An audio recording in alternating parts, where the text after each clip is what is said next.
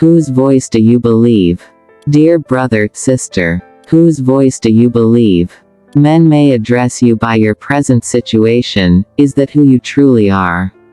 It's true you are waiting on the Lord for the fruit of the womb, and because of that you've been tagged barren and you've settled down with that name. You've accepted that name, but can I shock you? That's not who you are. Each time God looks at you, He's seeing a mother of 2, 3, 4.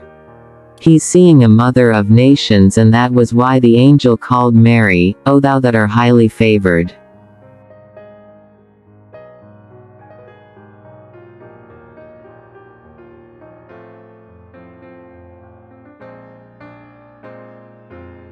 You might be down with one sickness or the other, which made people and medical practitioners to conclude that it's incurable.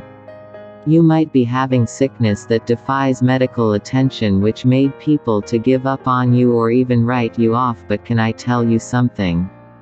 God didn't create you that way. He will beautify your life with good health. He sees a healthy man or woman.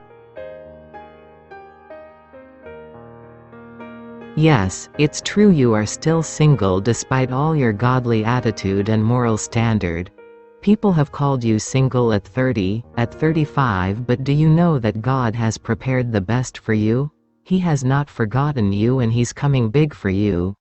It's true you might not be rich presently, and as a result of that, people have labeled you a poor man or woman, but can I reveal something to you?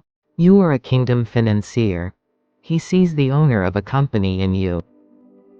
Yes, you might have failed many interviews and exams despite all your efforts, but He calls you a success and not a failure. You might be looking for job opportunity presently, and you might have been called a jobless man or woman, but He sees the owner of a company in you. God doesn't call us based on our past or present situation, but calls us based on the future. Yes, you might have failed many interviews and exams despite all your efforts, but He calls you a success and not a failure. You might be looking for job opportunity presently, and you might have been called a jobless man or woman, but He sees the owner of a company in you. God doesn't call us based on our past or present situation, but calls us based on the future. He called Gideon a man of valor even though at his present state, he didn't look like that.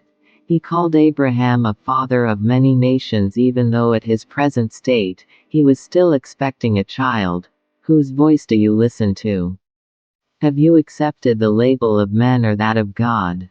As from today, I want you to do a review of those names people have been calling you and replace them with what God is. I'm a success and not a failure in Jesus' name. I'm a kingdom financier and not a poor man or woman in Jesus' name. I'm a mother of many nations and not a barren woman. My womb is blessed and not cursed. It's bringing forth glorious children in the name of Jesus.